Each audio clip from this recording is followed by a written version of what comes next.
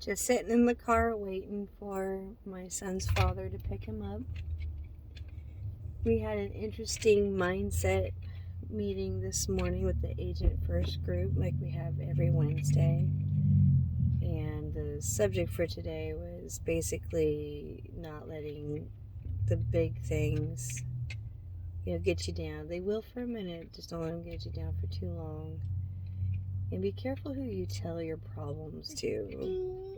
Social media makes it really easy to just sort of let loose on what's going on in your life. And the video made a very good point. 80% of people don't care, 20% of them are glad that it's you and not them. And it really hit home on a lot of things. Like, no one is coming to rescue you. You are your own hero, and you have to be able to build yourself up.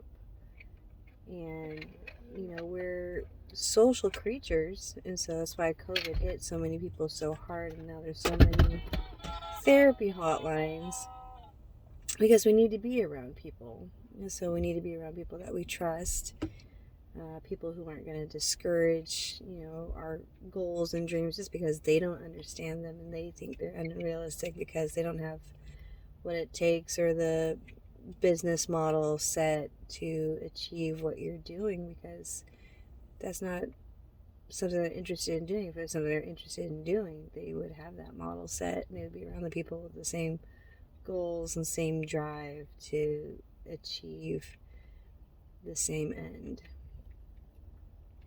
So it makes it hard because a lot of people that I'm related to or know in my life feel that real estate is not a viable market, but there's so many facets to it. There's the investment end to it, there's the ownership end to it, buying and selling your own property, but buying and selling property for other people, selling a home that someone needs to either upgrade from or downsize from, to the right family who needs that size of home at that time, or maybe somebody just starting out. I would love to be the one to find somebody's starter home or their forever home or their retirement home. Those are all really big feats in a person's life in either direction that they're going, just starting or they're trying to wrap it up. And that's why I got into real estate, was to do that.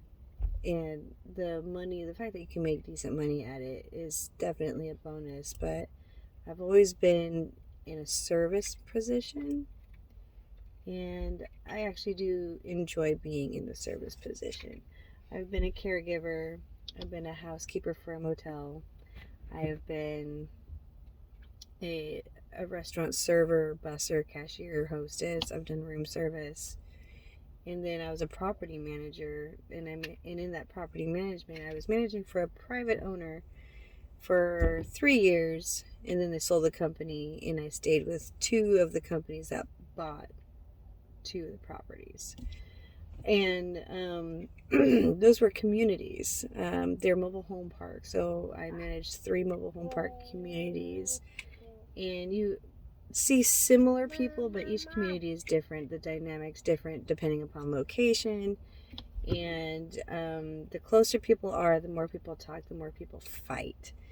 And managing a community is very challenging, which is a very light way of putting it. Communities are challenging. People don't think of neighborhoods as a close community like a housing community or a mobile home park or an RV park. A lot of people just see mobile home and RV parks as a place for poor people to just sort of sit. And I think they really do have a bad stigma, and I really think we should get rid of that. And that's what I was working on with the new owners of the properties. But it gets exhausting. It really is exhausting. It is a short-term income solution. It's not something that I want to do for the rest of my life. Maybe if I was retiring, I would probably want to do something like that. Try to maintain maybe just one community instead of several. But ownership is definitely where it's at.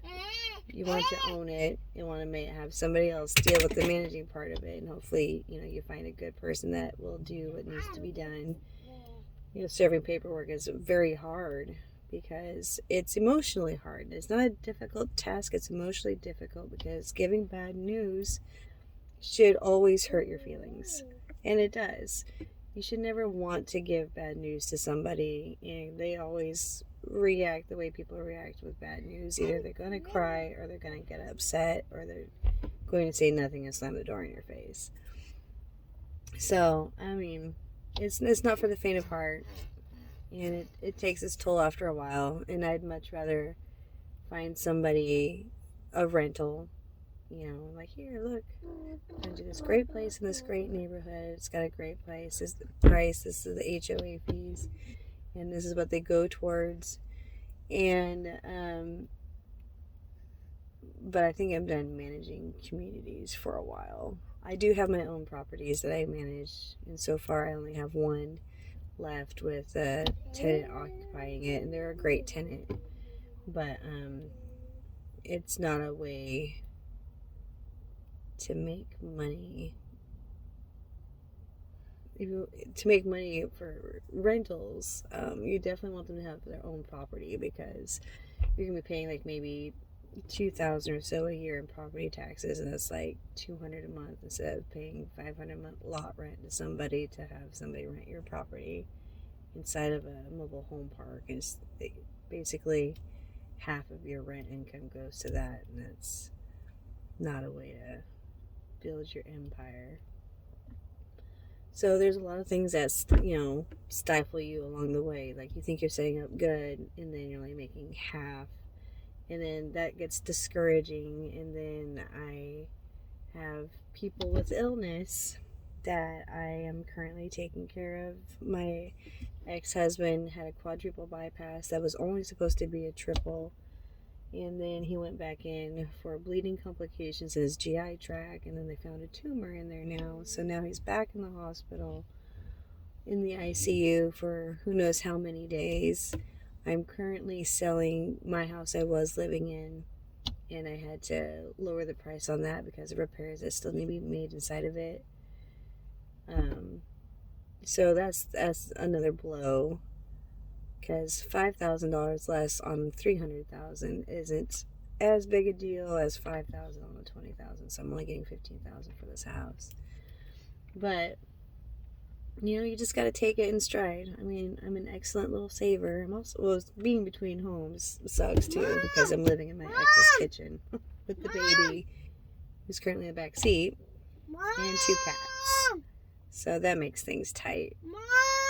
So trying not to get discouraged when things hit you. They gave examples of divorce, the death of a family, loss of health. They do take something out of you. They really, really do. They really take something out of you. And trying to put the positivity into that empty space that they left is almost impossible sometimes.